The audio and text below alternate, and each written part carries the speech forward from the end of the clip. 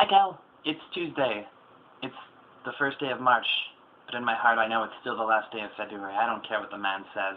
So I was going to wait until Wednesday to record this, except then something so terrible happened that I had to tell you about it as soon as I possibly could. Actually, it happened yesterday. I was kind of lazy yesterday. So I'm getting ready to leave my class, which is mostly freshmen because I put it off till the very last semester of my career. And I hear this girl say, "So, do you have any homework to do tonight?" To which I hear a guy reply, "Oh, not too much. I have to read iRobot for my science fiction class." And I thought, cool. They're teaching iRobot in the science fiction class. I had no idea we had that here. That's when it went bad. So then the girl says, "Really? I didn't know iRobot was based on a book." And then he says, "Yeah, neither did I."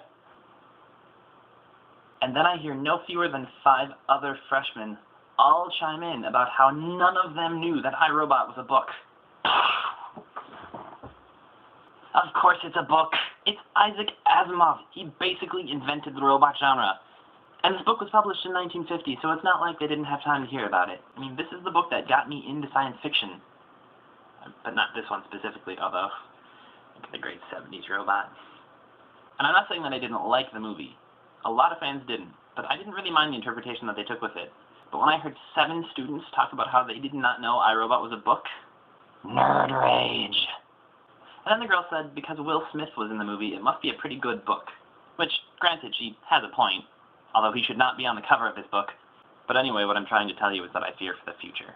Speaking of which, I think that's what you asked me about. So yeah, I am graduating from college this semester, and to be honest, I have absolutely no idea what I'm going to do. So I think I still don't entirely believe that I'm actually graduating. It's been 6 years. I mean, at this point, I don't even know where I'm going to live. I mean, I'm obviously going to start applying for jobs and stuff like that, but to be honest, I'm, at this point, just kind of waiting around to see what happens. And at this point, I'm forcing myself not to talk about Scott Walker and the economy. You know, I used to not care about politics. I miss that. But yeah, at this point, I'm pretty much just looking forward to it with some mixture of anticipation and dread. But I don't know, I mean, I'm hoping that I can still find time to pursue creative things like writing and music and apparently vlogging. But I think really anything I end up doing, as long as I have some free time to hang out with other people and get stuff done that I feel like doing, I think I'll be alright. I mean, if all else fails, I can always go to my plan of going door to door asking people if I can fix their computer in exchange for a warm meal and maybe a couch to sleep on for the night.